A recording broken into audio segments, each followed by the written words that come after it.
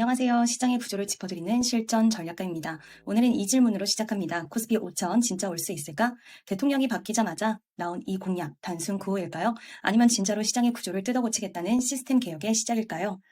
오늘은 정책 6개의 핵심 기사를 통해 왜 지금 시장에서는 코스피 5천이 진지하게 논의되고 있는지 구조적으로 짚어보겠습니다. 코스피 5천 어떻게 시작됐나? 상법 개정의 상징성, 이재명 대통령의 대표 공약 중 하나, 부동산 중심 자산에서 자본시장으로 자산 이동입니다. 바로 그 출발점이 상법 개정입니다. 핵심 내용은 이것입니다. 이사는 회사의 이익이 아니라 주주의 이익에 충실해야 한다. 즉 경영진의 책임 구조를 주주 중심으로 바꾸는 것이죠. 작년 통과 직전까지 갔지만 거부권에 막혔던 법안, 이번엔 법사위 통과가 초읽기라는 분석이 나옵니다. 상법 개정은 단순한 법률 변화가 아니라 기업 경영의 인식 자체를 바꾸는 신호탄입니다. 이게 바로 코스피 5천 전략의 출발선입니다. 지주사 디스카운트 해소 핵심 PBR 0.8배 법안, 다음은 시장에서 가장 뜨거운 논쟁 중 하나죠. 바로 PBR 0.8배 이하 기업의 상속세를 최소 0.8배로 과세하는 법안입니다. 이 법의 의도는 명확합니다. 저평가 상태로 상속세 줄이는 구조를 차단, 그 대신 배당, 자사주 매입으로 주가를 올리게 유도. 지금 우리나라 상장사들, 특히 지주사는 대부분 PBR 0.3에서 0.6 수준으로 거래되고 있습니다. 그 이유, 상속을 염두에 두고 일부러 주가를 낮게 유지하는 구조적 유인이 있기 때문이죠. 하지만 이 법안이 통과되면 저평가 유지만으로 절세하는 방식이 막힙니다. 그러면 기업 입장에서도 배당이나 자사주 소각으로 주가를 끌어올릴 유인이 생기죠. 이게 바로 지주사 디스카운트를 털어내는 구조 개편의 핵심입니다. 상속세 부담 두세 배, 물납, 분리과세 병행 추진. 하지만 논란도 있습니다. 상속세 부담이 지금보다 두세 배 늘어날 수 있다는 우려.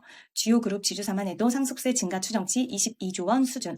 그래서 이 법안은 단독 추진이 아니라 상장주식 물납 허용, 배당소득 분리과세, 최대주주 할증 과세 폐지 같은 보완 입법과 패키지로 추진되고 있습니다.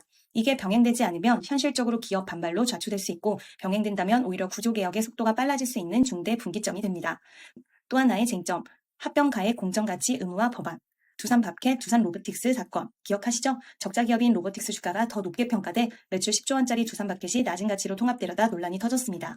이걸 근본적으로 막겠다는 법이 나왔습니다. 시가평가 대신 자산가치, 수익가치, 주가를 모두 반영한 공정가액 평가 의무화. 또 이사회가 합병 목적과 정당성을 의무 공시하도록 강제됩니다. 과거엔 주가만 낮춰도 유리한 조건으로 합병 가능했지만 이제는 내부 회계, 자산, 실적까지 다 따져야 하니 지배구조 개편이 주주 희생이라는 구조가 근본적으로 바뀌어 있는 거죠. 정책이 실제 시장에 미치는 영향, K지주사 바닥 탈출, 이런 제도 변화들이 한 방향을 가리킵니다. 바로 한국 기업의 구조적 저평가 요인을 제거하는 작업입니다. 이재명 정부가 실제로 어떤 액션을 취하던 시장에서 벌써부터 SK, LG, 한화, 롯데 등 지주사 주가가 바닥을 찍고 턴하고 있습니다. 왜냐? 상속세 규제가 강화되면 배당 늘려야 하고 자사주 매입 늘면 수급 개선 효과가 즉각 나기 때문이죠. 정말 5천 갈 수 있을까? 전망과 한계. 여기서 우리가 물어야 할 진짜 질문은 이겁니다. 이런 정책들이 실제로 코스피 5천을 만들어낼 수 있을까? 가능성은 있습니다. 코스피 시총이 2,500조에서 4,000조 정도로 가야 하고 이익 증가 그리고 밸류에이션 정상화, 유입자금이라는 3요소가 필요합니다.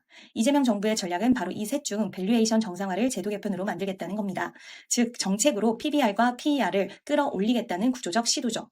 하지만 관건은 다음입니다. 시장 신뢰를 얻을 수 있느냐, 반대 진영의 기업 반발을 어떻게 넘을 것인가, 동시에 외국인 투자자 유입까지 유도할 수 있느냐.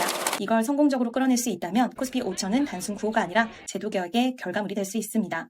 자, 여러분은 어떻게 생각하시나요? 정책으로 밸류에이션을 높일 수 있다면 우리는 단순한 유동성 장세가 아닌 구조적 상승장을 맞이할 수도 있습니다. 이 컨텐츠가 도움이 되셨다면 좋아요, 구독, 알림 설정까지 부탁드릴게요. 더 깊이 있는 시장 구조 컨텐츠로 다시 찾아뵙겠습니다. 감사합니다.